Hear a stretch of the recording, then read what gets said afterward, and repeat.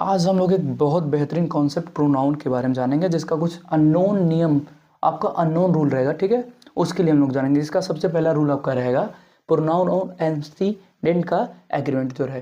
Pronoun हमेशा उसके एंसीडेंट किसे कहेंगे, उसके लिए यूज हो रहा है जो नंबर या जेंडर के साथ एग्री करे। हाँ, इसका करेक्ट अगर हम लोग देखा जाए तो एवरीवन मस्ट डू हिज और हर होमवर्क। लेकिन इनकरेक्ट हम लोग क्या मिसाल बनाते हैं, everyone must do their homework. ठीक है, इसका जो आपका रूल रहेगा, उसका रूल के लिए क्या करें, एवरीवन क्या है, सिंगुलर। हम लोग क्या यूज करते हैं ज्यादातर, एवरीवन को हम लोग ज्यादातर क्या यूज करते हैं आपका प्लूरल के लिए। तो एवरीवन क्या है आपका सिंगुलर है, इसलिए हिज या हर का यूज होना चाहिए। इसका ऐसे दूसरा रहेगा रिफ्लेक्सिव प्रोनाउन का मिसयूज कहाँ होता है। ठीक है, वहां पे देखिए, जैसे रिफ्लेक्सिव प्रोनाउन में जैसे माई सेल्फ हिमसेल्फ का प्रयोग तभी करें जब सेंटेंस में, ठीक है, जब सेंटेंस में सब्जेक्ट और ऑब्जेक्ट केवल एक ही हो। ठीक, इसके लिए जैसे हम लोग दिखा जाएगा, ज्यादातर लोग कहेंगे my self will do the work, ये क्या है, इनकरेक्ट है। But I will do the work my self, ये क्या है, करेक्ट है। अब इसके लिए जाने क्यों करेक्ट है, माई सेल्फ को सब्जेक्ट रूप में नहीं, ठीक है, बल्कि एक्शन को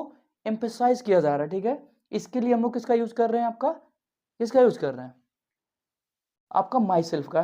ठीक, ये आपका क्या हम लोग मिस यूज हो रहा है, आपका रिफ्लेक्सिव प्रोनाउन का मिस यूज हो रहा है। आप इसको एक बार देख लीजिए, उतार लीजिए, उसके बाद हम लोग अगला चीज सिखा जाएगा। अब आइए अगला अगला नियम हम लोग देखेंगे। तो आपका तीसरा नियम रहेगा जैसे singular they for gender neutrality. ठीक है,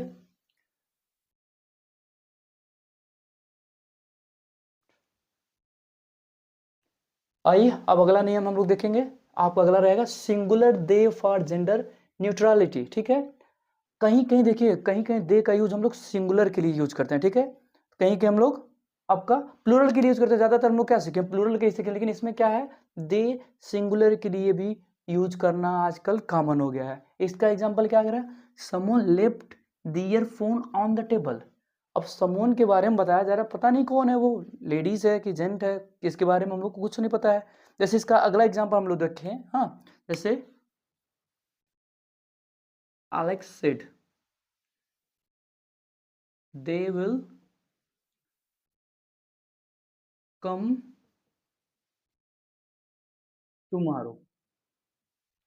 अब इसमें देखिए अलेक्स कह रहा है कि कल, भाई कल कुछ लोग आएंगे। अभी इसके बारे में तो कुछ पता ही नहीं चल रहा है, लेकिन दे हो सकता है एक भी लोग आए तो सिंगुलर ही रहे, कौन आएगा इसके बारे में पता, इसलिए दे का यूज आजकल कॉमन हो गया है। अब अगला हम लोग देखेंगे, जो सबसे ज्यादा कंफ्यूजन हम लोग का होता है हु और हुम के बारे में। लोगों को कंफ्यूजन हमेशा रहता है ना, हु का यूज कहाँ करेंगे और हुम का यूज कहाँ करेंगे। आज हम लोग सिंपल तरीके से सीखेंगे एग्जाम्पल के साथ। जैसे who is coming to the party, अब यहाँ हु क्या किसके रूप में काम कर रहा है, सब्जेक्ट के। तो हु का यूज कहाँ हम लोग करते हैं ज्यादातर, सब्जेक्ट के लिए। कहाँ यूज करेंगे हम लोग, सब्जेक्ट के लिए। ऐसे ही हुम का यूज हम लोग कहाँ करेंगे, हुम का, हुम did you invite in the party. हाँ, तो इसका ये हुम किस पे असर कर रहा है भाई, ऑब्जेक्ट पे असर कर रहा है।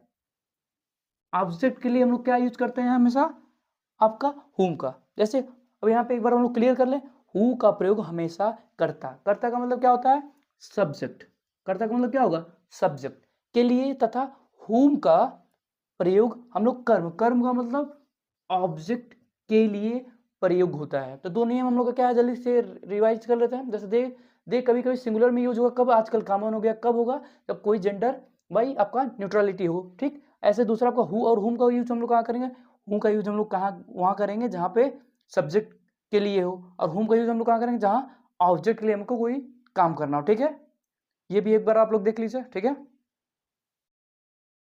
आइए अब अगला रूल रूल हम लोग देखेंगे। अगला आपका रूल रहेगा प्रोनाउन आफ्टर देन। अब देन का हम लोग कैसे देखेंगे, देन क्या होता है, देन के बाद सब्जेक्टिव या ऑब्जेक्टिव प्रोनाउन कॉन्टेक्स्ट के अनुसार यूज करना चाहिए। जैसे सी इज टैलर देन आई, आई के साथ एम छिपा रहता है। ठीक है, ये पूरा आई के साथ क्या आ रहा है, वो बात आ रही है, पूरा कर नहीं पा रहा है, ये आपका सब्जेक्टिव प्रोनाउन कॉन्टेक्स्ट में रहेगा। ठीक है, तो ये आपका सब्जेक्टिव में रहेगा क्योंकि एक सब्जेक्ट से पूरा रिलेट कर रहा है। ऐसे आपका he likes her more than me, मी के बाद कोई वर्ड तो लगेगा नहीं, ये यहाँ पे कंप्लीट कर रहा है, यहाँ पे कंप्लीट नहीं कर रहा था।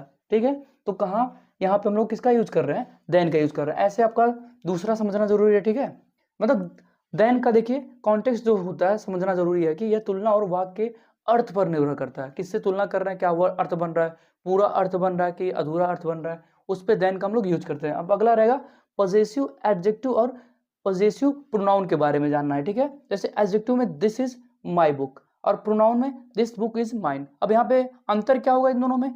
अंतर यह है कि एडजेक्टिव नाउन के पहले ही आता है। यहाँ पे नाउन क्या है? बुक है, इसके पहले कौन आ रहा है? एडजेक्टिव आ रहा है, ठीक है। ऐसे प्रोनाउन क्या है? प्रोनाउन अकेले काम करता है, ठीक है। ये क्लियर हुआ आप लोगों को? इसको भी आप लोग अगर स्क्रीनशॉट लिए तो नोट कर लीजिए, ठीक। आइए अगला रूल हम लोग देखेंगे, आपका 7वां रूल रहेगा अवॉइड डबल सब्जेक्ट, ठीक है।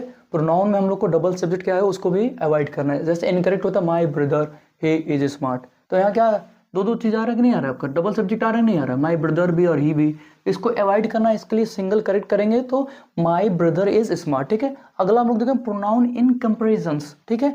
अब कंपेरिजन्स में प्रोनाउन क्या होता है उसके बारे में जाना है। जैसे he is as tall as me, ये भी हमको सही लग रहा है। अब यहाँ पे करेक्ट क्या होगा? आपका करेक्ट होगा he is as tall as I am. क्यों होगा? क्योंकि एज टॉल एज के बाद सब्जेक्ट प्रोनाउन का यूज करना चाहिए। ये आपका सब्जेक्ट है, सब्जेक्ट है नहीं? ही सी इट आई दे, ये क्या है? सारे सब्जेक्ट हैं, तो सब्जेक्ट की तरह हम लोग यूज करेंगे इसका, ठीक है। यहीं पर हम लोग गलती करेंगे, आएगा ये, इसी को सही कर देंगे, ये उसको इनकरेक्ट कर देंगे। तो यहाँ पे ध्यान दीजिए, एज टॉल एज के बाद सब्जेक्ट प्रोनाउन का ही यूज होता है, ठीक है। क्लियर है? इसको भी आप लोग नोट करिए। आइए अगला रूल हम लोग देखेंगे 9th वाला, इट का यूज। हम लोग इट का यूज ज्यादातर गलत करते हैं। कहाँ? तो इट का यूज हम लोग आज अच्छे से सीखेंगे। जैसे वेदर के लिए, डिस्टेंस के लिए और टाइम्स के लिए, ये सारे चीजों के लिए किसका यूज करते हैं? इट का यूज करते हैं। जैसे आपका एग्जाम्पल इट इज रेनिंग, हाँ इट इज रेनिंग, इसके लिए वेदर है raining. It is 5 miles to the station, ये क्या है? आपका डिस्टेंस है, ठीक है।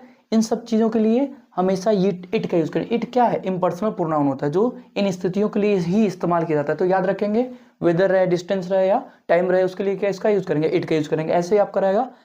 अगला और लास्ट हमारा जो नियम है 10वां, अवॉइड एम्बिगस प्रोनाउंस। एम्बिगस का मतलब जो अस्पष्ट हो, हाँ। कि जैसे इसका एग्जांपल समझेंगे, John told Peter that he was late, who is he, उसके बारे में कुछ हमें ज्ञात नहीं है, तो कैसे हम लोग प्रोनाउन का यूज करेंगे? तो ज्ञात ही नहीं, उसके बारे में हम लोग को पता ही नहीं है, तो कैसे ज्ञात करेंगे? आइए देखते हैं। जैसे John told told Peter you are late, अब यहाँ पे क्लियर है ना? यू आर लेट, इस पे भाई एम्बिग्यूटी से बचने के लिए हम लोग को क्या करना था? प्रोनाउन का सही प्लेसमेंट आना जरूरी है, ठीक है। तो ये हम लोग का आज का टॉप 10 प्रोनाउन का रूल रहा। हमें भाई आप लोग को समझ में आया होगा। अगर सही लगा, अच्छा लगा तो इसको आप शेयर करिए और लाइक करिए और सब्सक्राइब भी कर दीजिए, और अगर आप नए हो तो, ठीक है। इसी के साथ जय हिंद, जय भारत।